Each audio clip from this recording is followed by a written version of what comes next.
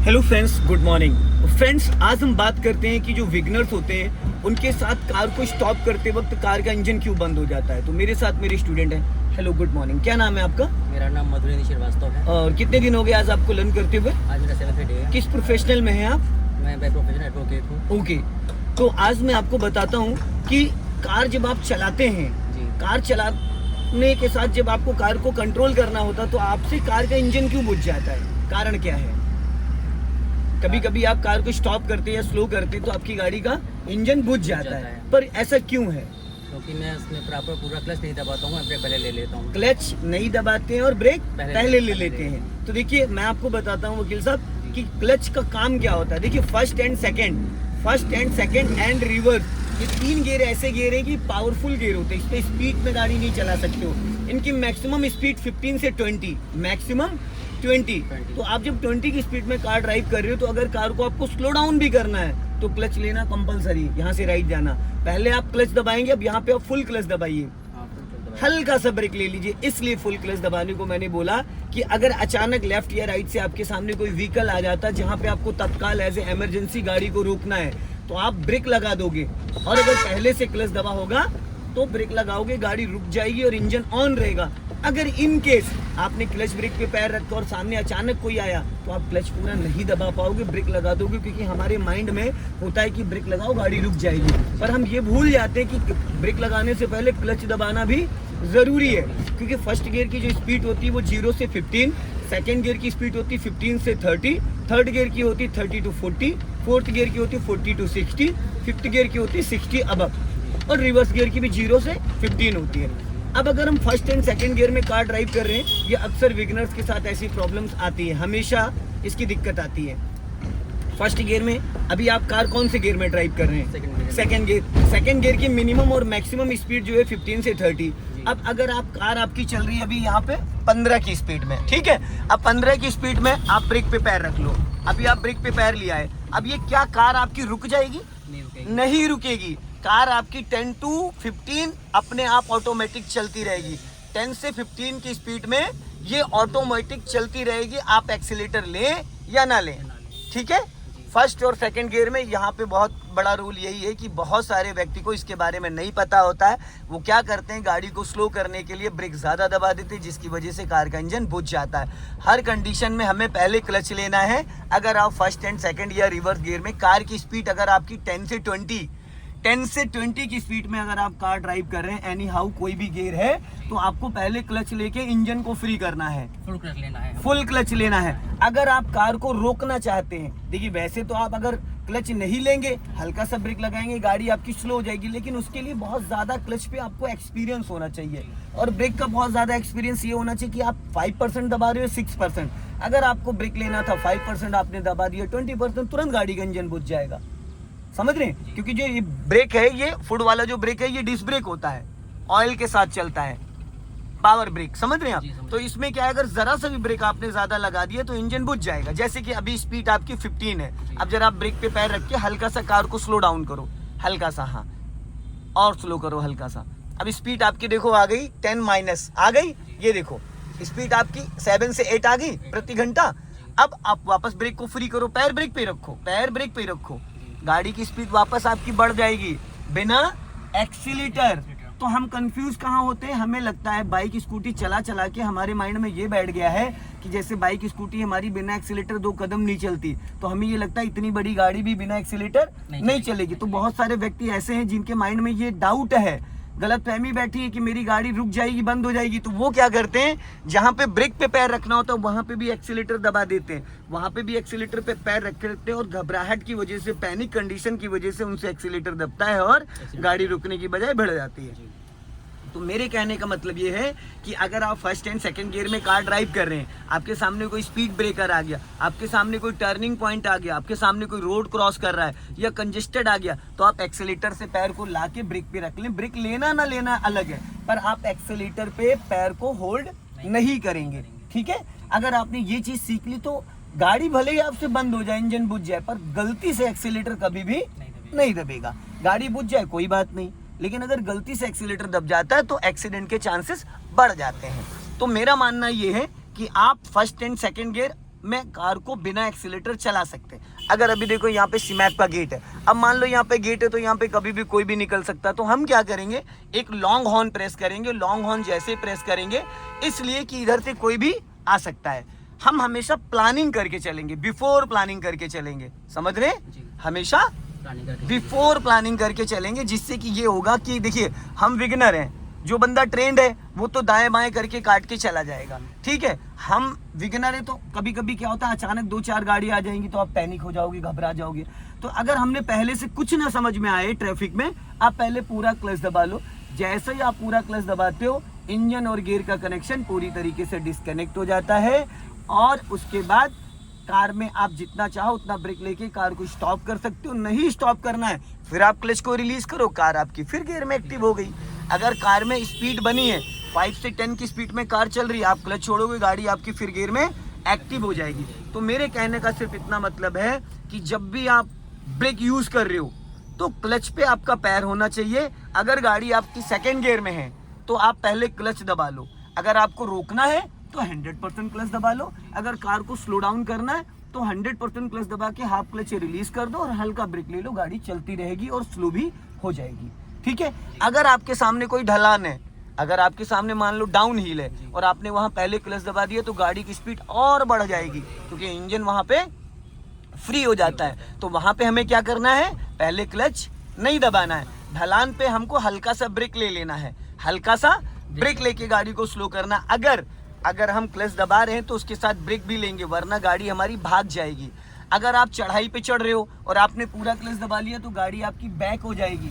तो चढ़ाई पे आपको पूरा क्लच नहीं लेना होता है। अगर आप किसी कारण कार को रोक रहे हो तो पूरा क्लच देन ब्रेक, फिर आप उसको फर्स्ट गियर में करके उठाओगे, ठीक है।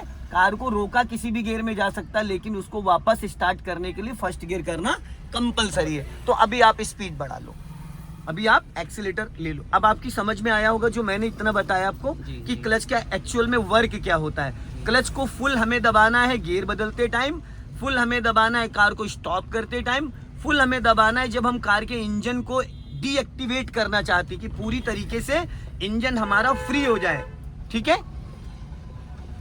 तो ऐसी कंडीशन में हमें फुल क्लच लेना है। और अगर आपको लगता है कि मुझे 20 से 30 मीटर के अंदर कार को स्लो करना है तो आप पूरा क्लच दबा लोगे, धीरे धीरे गाड़ी अपने आप ऑटोमेटिक स्लो होने लगेगी। क्योंकि जब आप 20 की स्पीड में चल रहे हो और जैसे आप पूरा क्लच दबाते हो तो कार आपकी 20 से 30 मीटर में रुक जाएगी।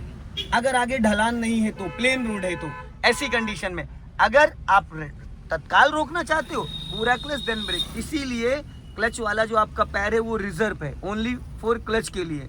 राइट वाले पैर से आप एक्सीलेटर ब्रेक, क्योंकि जब आप एक्सीलेटर लोगे तो ब्रेक की नीड नहीं है, जब आप ब्रेक लोगे तो एक्सीलेटर की नीड नहीं है। अभी स्पीड बढ़ा लो, हल्का सा रेस ले लो, चढ़ाई है, स्पीड मेंटेन करिए और लेफ्ट का सिग्नल दे दीजिए, क्योंकि यहाँ पे हल्की है स्लोपिंग, सिग्नल दीजिए, हल्का सा एक्सीलेटर ले लो। बिना एक्सीलेटर भी चढ़ जाएगी, लेकिन हल्का सा एक्सीलेटर में इसलिए बोल रहा हूँ, जैसे ही गाड़ी चढ़ेगी ब्रेक पे पैर ले आओ। अब धीरे धीरे लेफ्ट दबाना स्टार्ट करो। इस ऑटो वाले को क्रॉस करना पड़ेगा, ये बीच में रुकेगा, हाफ क्लच छोड़ो, हाफ क्लच छोड़ो, हाँ।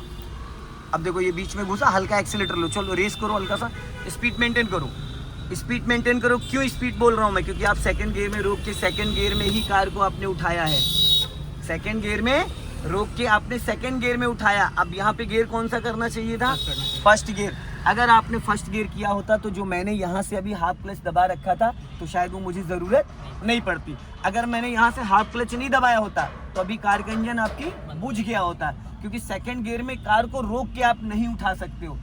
एक कंडीशन पे उठेगा, जब आप हाफ क्लच पे डबल एक्सीलेटर मारो, जैसे कि 10 की स्पीड की बजाय 20 की स्पीड करोगे तो वो हाफ क्लच पे गाड़ी उठेगी, लेकिन वहाँ पे क्लच पे बहुत इफेक्ट पड़ता है, ठीक है।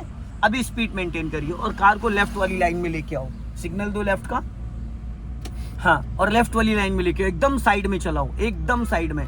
अब आप ब्रेक पे पैर लेके आओ, ठीक है, और लेफ्ट लेके आओ। अब यहाँ पे आप ब्रेक से पहले स्पीड कम करो, स्टीयरिंग सीधी रखो, अब फिर धीरे धीरे राइट चले गए।